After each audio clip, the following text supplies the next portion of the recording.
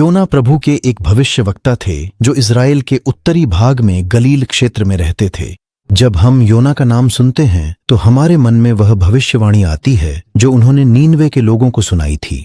हालांकि इससे पहले भी योना द्वारा कही गई भविष्यवाणियों के अनुसार कई घटनाएं घट चुकी थीं। दैनिक ध्यान। इसलिए उन्होंने योना को उठाकर समुद्र में फेंक दिया और समुद्र का क्रोध शांत हो गया। योना 1:15। योना प्रभु के एक भविष्यवक्ता थे जो इज़राइल के उत्तरी भाग में गलील क्षेत्र में रहते थे। यारोबाम के समय में इज़राइल की भूमि 2 भागों में बंट गई थी, उत्तरी राज्य और दक्षिणी राज्य।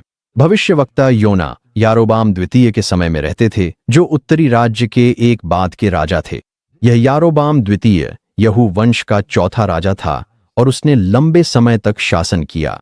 अमज्याह योआश के पुत्र यहूदा के राजा के 15वें वर्ष में योआश का पुत्र यारोबाम इज़राइल का राजा शमरोन में राजा बना और उसने 41 वर्षों तक राज्य किया और उसने प्रभु की दृष्टि में बुरा किया।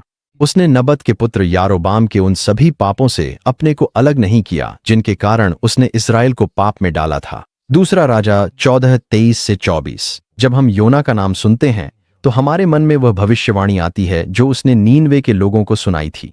हालांकि इससे पहले भी योना द्वारा कही गई भविष्यवाणियों के अनुसार कई घटनाएं घट चुकी थीं। उसने इज़राइल की सीमा को हमात के प्रवेश द्वार से लेकर अराबा के समुद्र तक पुनः स्थापित किया, जैसा कि इज़राइल के परमेश्वर यहोवा के वचन के अनुसार हुआ जो उसने अपने दास योना अमित्तै के पुत्र गात हेफर के भविष्यवक्ता के द्वारा कहा था। दूसरा राजा 14:25। एक दिन यहोवा का वचन योना के पास आया।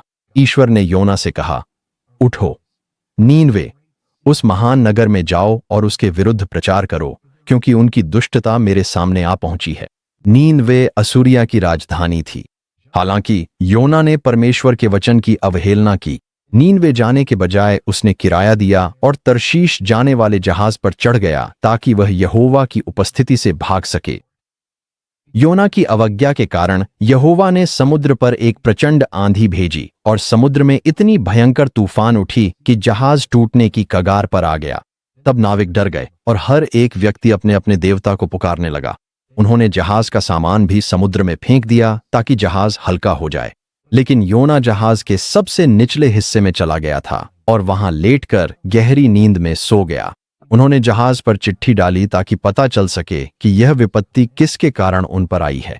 जब उन्हें पता चला कि यह सब योना के कारण हुआ है तो उन्होंने योना को उसके कहने के अनुसार समुद्र में फेंक दिया और समुद्र का क्रोध शांत हो गया और वह थम गया। क्या आज आपके जीवन में भी भारी उथल पुथल चल रही है? क्या आपके मन में यह सवाल बार बार उठ रहा है कि यह सब क्यों हुआ? आपको बस इतना करना है कि अपने जीवन में यह जांचें कि आप कहां परमेश्वर की आज्ञा का उल्लंघन कर रहे हैं।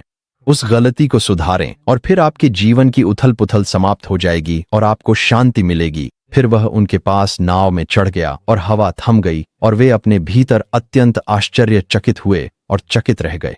मरकुस 6:51। प्रभु यीशु मसीह का अनुग्रह, पिता का प्रेम और पवित्र आत्मा की सहभागिता आपके साथ बनी रहे। आमीन।